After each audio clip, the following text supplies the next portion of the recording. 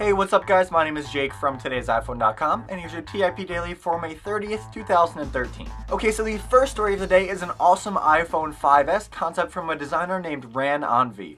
Now, he's had a whole host of other concepts in the past, and they've all looked great.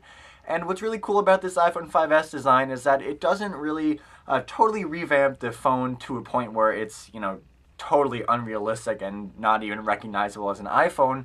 In fact, he keeps the exact same size of the iPhone 5, just making the bezels around the screen smaller, extending the overall screen size to 4.8 inches, which ups the resolution to 1320 by 740. There's also a capacitive home button on this iPhone 5S concept instead of the physical clickable home button on the current iPhone models.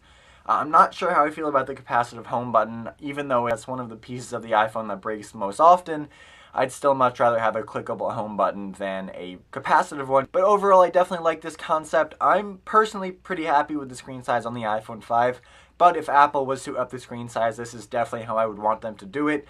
I think the overall footprint of the iPhone 5 is perfect. I don't want it to get any bigger. Some of these Samsung Galaxy devices are just too big.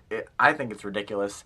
So if we do get a bigger screen size, this is what I want. Okay, moving on, in next generation iPad news, a Vietnamese website that I will not try to pronounce seems to have gotten their hands on a reported case for the 5th generation full-sized iPad. Now, there are some pictures and there was a video, but it seems that it was taken offline. But the pictures show a case for a device with a full 9.7-inch screen, but a much smaller bezel around the iPad, which definitely lines up with rumors of the next generation iPad's design.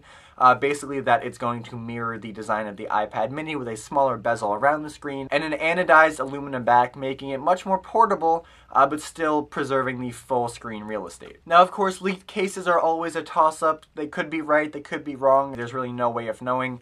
But this blog in particular does have a record of being right in the past with these sort of things, so you should take that into consideration. Okay, and finally, a German blog called appleme.de composed a bit of a concept of iOS 7, what Safari could look like on an iPad running iOS 7.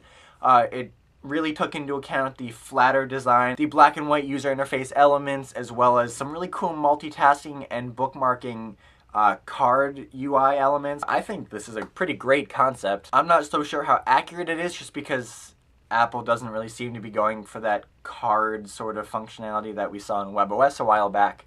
But, anything's possible. Alright, well that about does it for today. Thanks for watching. Your question of the day today is, we talked about hardware and software today, so I just want to know, what is more important to you? A new hardware, super sleek redesign of a classic device, or a new software that breathes new life into your old device? You can let me know in the comments section down below or on Twitter at TIP_Jake. Please don't forget the links to everything I talked about in this video in the description down below, so definitely check that out. And as always, for more news, views, and reviews, please don't forget to check out today'siphone.com.